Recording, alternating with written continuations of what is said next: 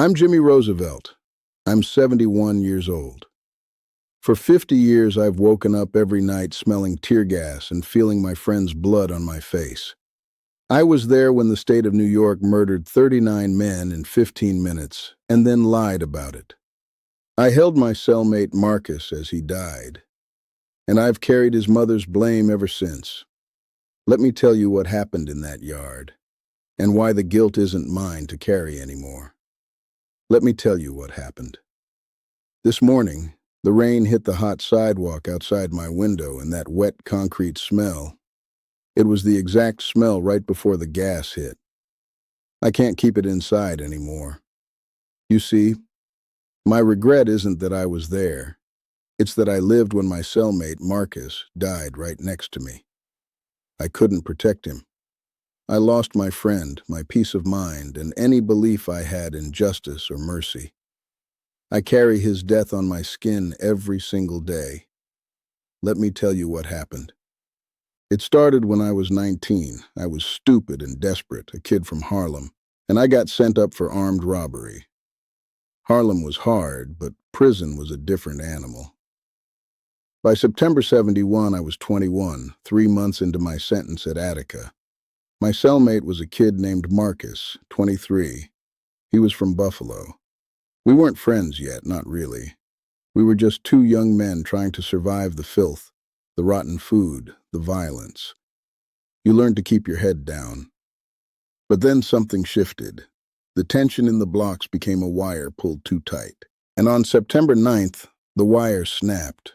A rumor, a scuffle, a gate left open.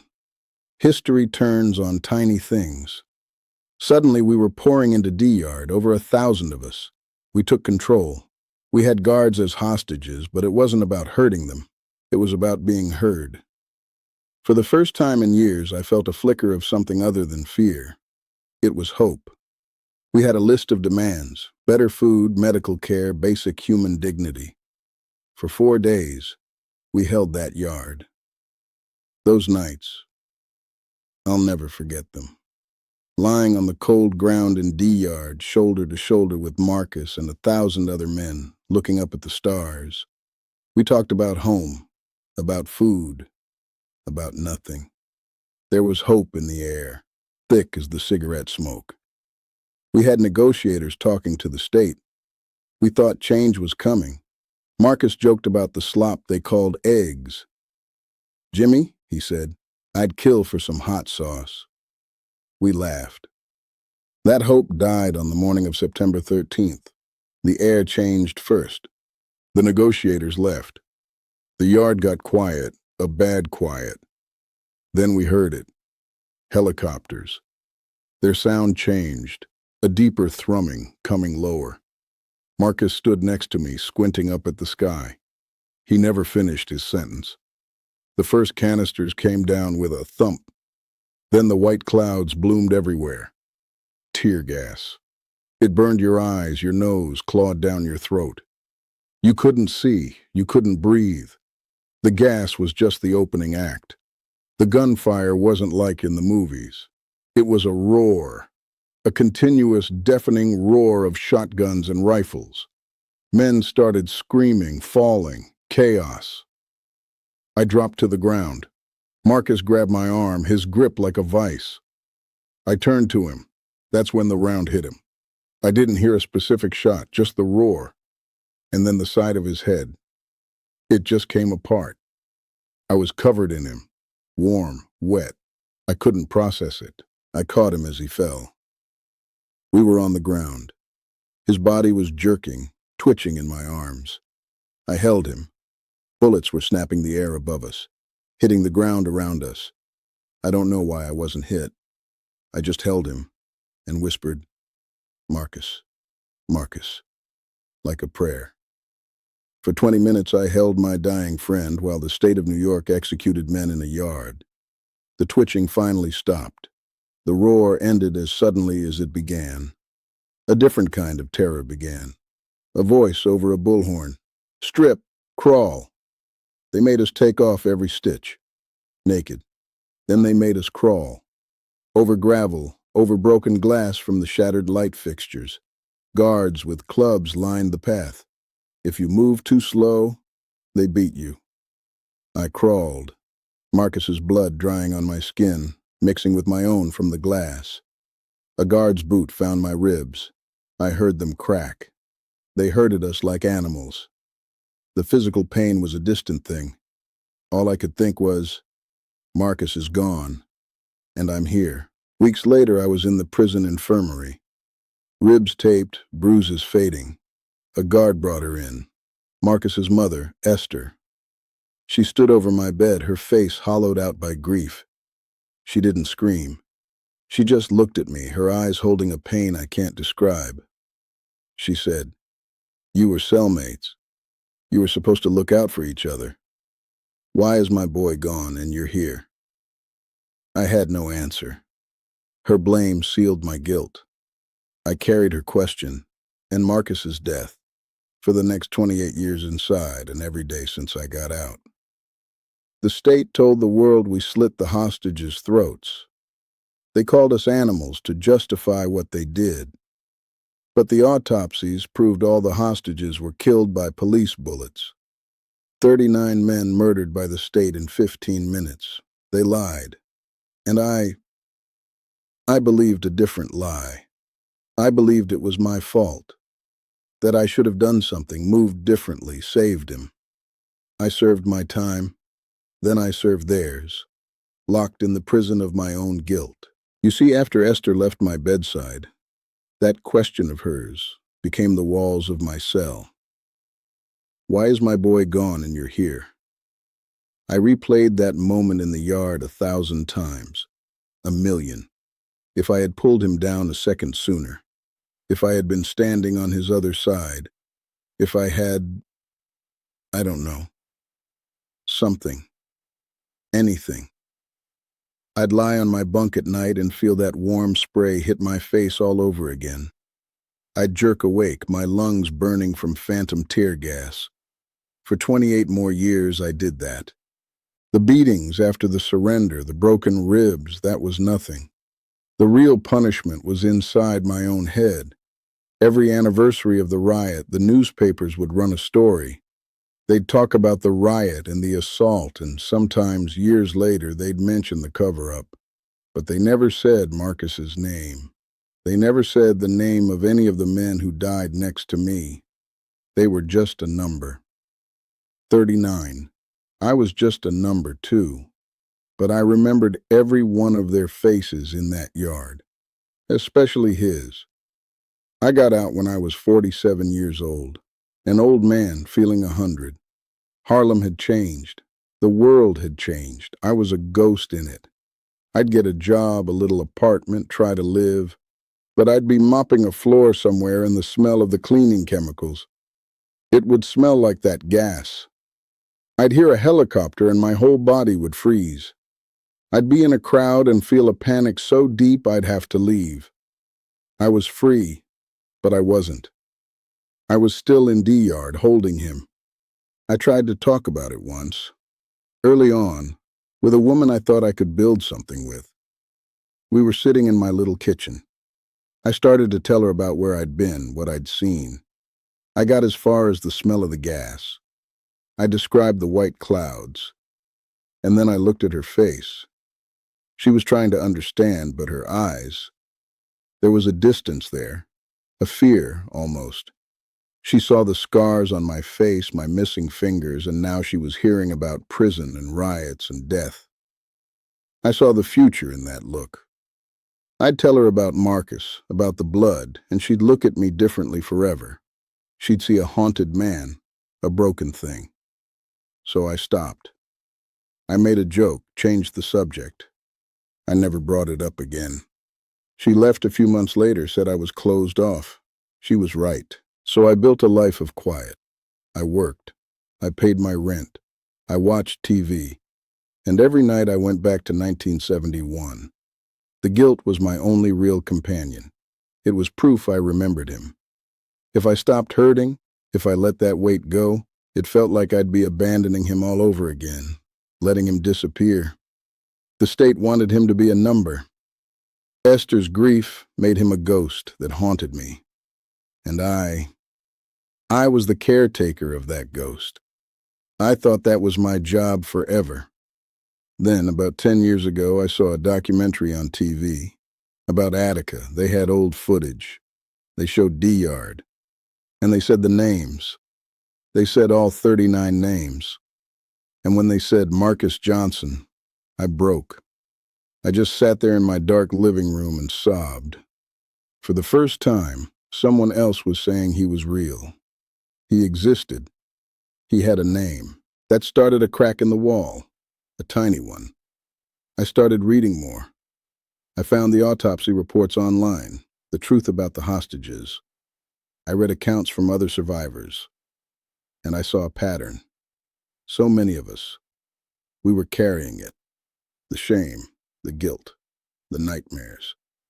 We were all still crawling over that glass, naked and beaten, for something we didn't do.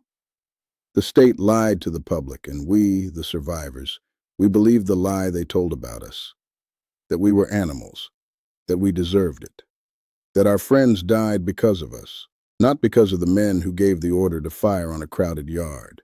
Here's what I finally understood, sitting there with my computer glowing in the dark. I didn't kill Marcus. The men who gave the order did. The governor, the prison superintendent, the troopers who aimed their rifles into a cloud of gas and fired. They did that. But by blaming myself, by letting Esther's question become my truth, I was doing their work for them. I was punishing myself so they didn't have to. They never paid. Not really. And I was serving their sentence on top of my own. I was letting them punish me twice. It was like realizing I'd been in a second prison my whole life, and I had the key the whole time. I just didn't know it. The key was understanding where the blame really belonged. It wasn't on me. It wasn't on Marcus. It wasn't on the men who just wanted to eat an egg that wasn't rotten. It was on the other side of the wall. It was on the other side of the wall, and I'd been staring at my own reflection in the bars for 50 years, thinking it was the face of the enemy. That was the realization. And it should have been a relief.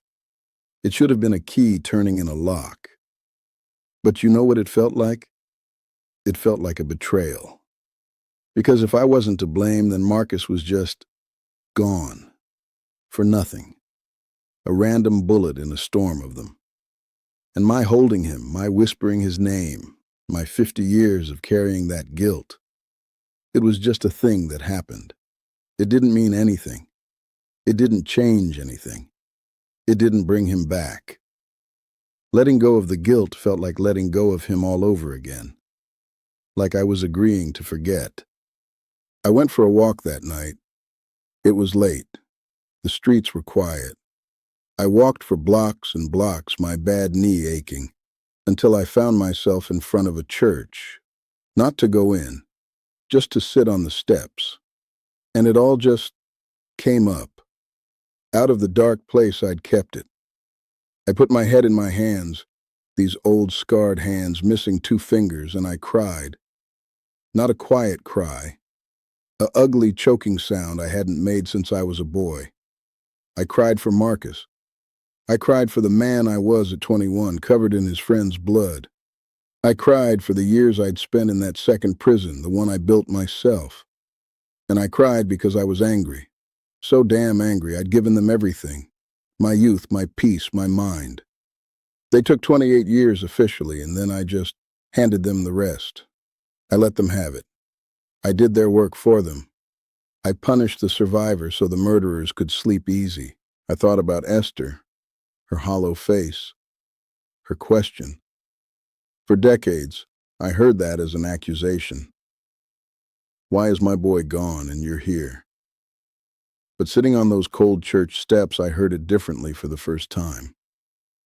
It wasn't an accusation. It was a cry of pain. It was the only question grief knows how to ask. Why? She wasn't blaming me. She was drowning, and I was the only piece of her son left to cling to. And I took her grief and I turned it into my sentence. I made myself the answer to her why. Because I lived, that's why. And that was a lie.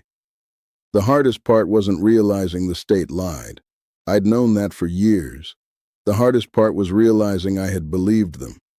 I had looked at what they did, the gas, the guns, the beatings, the lies, and I had said to myself, yes, I deserve this. I deserve to hurt forever for surviving it. I had internalized their violence. I had become my own guard, my own warden, in a prison of shame. I thought about the crawl, the broken glass cutting my knees and hands, the boots in my ribs. I thought I was being punished for the riot, for surviving. But that wasn't it. The crawl was to break us, to make us animals, to make us believe we were animals, so that when they told the world we slit those hostages' throats, we'd be too broken to say otherwise. And it worked. On me, it worked for 50 years. I sat there until the sky started to get light, that gray before the sun. My whole body felt empty, hollowed out. I wasn't crying anymore. I was just tired. A deep bone tired that went all the way back to 1971. And then I did something I hadn't done since that day in the yard. I talked to him, to Marcus, not in my head in the dark, out loud, into the morning air. "I'm sorry, brother," I said. My voice was rough. "I'm sorry I couldn't save you. I'm sorry I lived. I'm sorry I let them make me ashamed of that. I'm sorry I carried it like it was mine to carry." I waited, like I thought he'd answer. But there was just the sound of a few early birds and a bus hissing air brakes a few blocks away. "But I can't carry it no more, Marcus. It's too heavy. And it was never mine." Saying it out loud didn't make the memory go away. I still saw it. The head coming apart, the warm spray, the twitching. I still felt it. I always will. But something shifted. The memory. It stopped being a crime scene I was guilty for.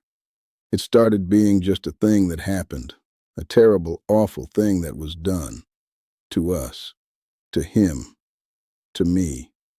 The guilt wasn't a monument to him. It was just a pile of stones I was dragging around, a pile of stones the state gave me to carry. And I finally understood I could put it down. I could lay those stones right at the feet of the men who really deserved them. The governor, the superintendent, the troopers on the catwalks. They're the ones who should be carrying that weight, not me. I stood up. My knees cracked. My ribs, the ones they broke, gave a familiar ache. I started walking home. The sun was just coming over the buildings, and for the first time in as long as I could remember, the smell of the morning, the wet pavement, the city air, it just smelled like morning. It didn't smell like tear gas. It didn't smell like blood. It just was. I wasn't free. Not yet. You don't shake 50 years in one night. But I'd seen the door, and I knew it wasn't locked from the outside. It was locked from the inside, by me. All this time, I'd been the one holding the door shut. That was the hardest truth of all. Not what they did to us, what I did to myself afterwards. Here's what I learned sitting on those church steps as the sun came up. Guilt like that. It's not a tribute. It's a tomb. I thought by hurting every day, by remembering the smell of the gas and the feel of his blood, I was honoring Marcus, keeping him alive. But I was just building a coffin out of my own life and lying down in it with him. That doesn't honor anyone. It just doubles the loss. I was wrong. For 50 years, I was wrong. I thought my pain was the price of my survival, the receipt. But the men who gave the orders, they never sent a bill. I invented the debt and I paid it with interest every single day. I let them turn my grief into their alibi. As long as I was busy blaming myself, I wasn't pointing my finger at them. I was a perfect witness for the defense, and I didn't even know I was on the stand. What I should have done was this. I should have separated the grief from the guilt. The grief is real. The grief is for Marcus, for his laugh, for his stupid jokes about hot sauce, for the man he never got to be. That grief is mine to carry. It's heavy, but it's clean. It's love with nowhere to go. The guilt, that was a lie they sold me, and I bought it. The guilt said I was responsible. The guilt said I could have changed it. The guilt said my breathing was a crime. That was the poison, and I drank it for 5 decades. So here is my direct advice to you. If you're carrying a weight that isn't yours, and you know it in your gut, you know the difference, put it down. Right now. You don't have to carry it another mile. You don't have to earn the right to set it down. Just put it down. Maybe it's a mistake you think you made, a person you think you failed, a survival you think you have to apologize for. Look at it. Really look. Is that weight yours? Or did someone else hand it to you in a moment of their own pain, like Esther handed hers to me? Or did a system, a person in power, an accident of life, just drop it on your back and walk away? If it's not yours, put it down. You are not keeping anyone alive by crushing yourself under it. You are just keeping yourself from living. It's the hardest, most terrifying thing you'll ever do, because it feels like abandonment. It feels like you're saying what happened doesn't matter, but you're not. You're saying the blame doesn't belong to you. You can remember. You can hurt. You can love them. You can say their name. But you don't have to wear their death like a hair shirt. You don't have to build a shrine out of your own suffering. You still have time. I'm 71. It took me 50 years. You don't have to wait that long. Start today. Start by saying it out loud, even if it's just to the empty air. This is not my weight to carry. Say their name.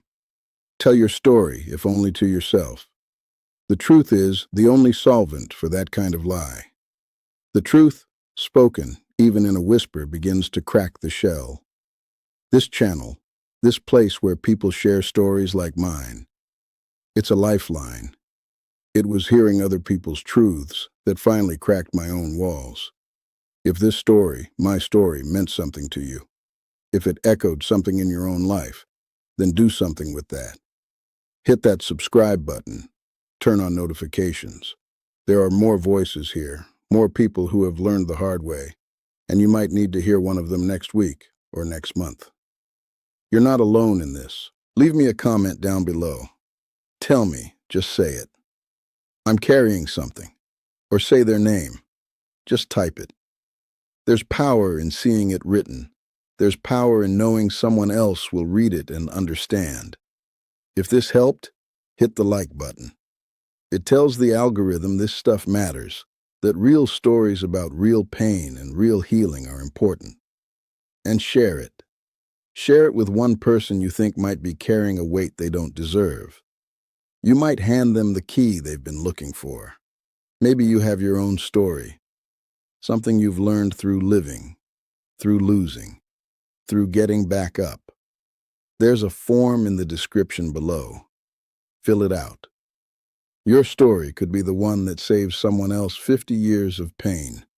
Don't think it's not important.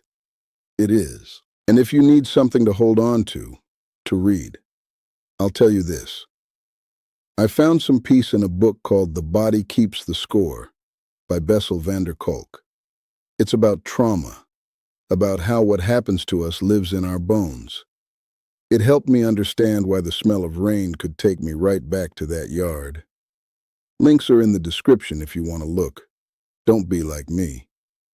Don't give the people who hurt you a lifetime of free labor, punishing yourself on their behalf. Your life, your breath, your survival, it is not a debt. It is a fact, and it is enough. Say his name. Say her name. Remember them. Then put down the stone that was never yours to carry and walk on, however you can, however slowly. That's the only way any of us get free. Thank you for listening to mine.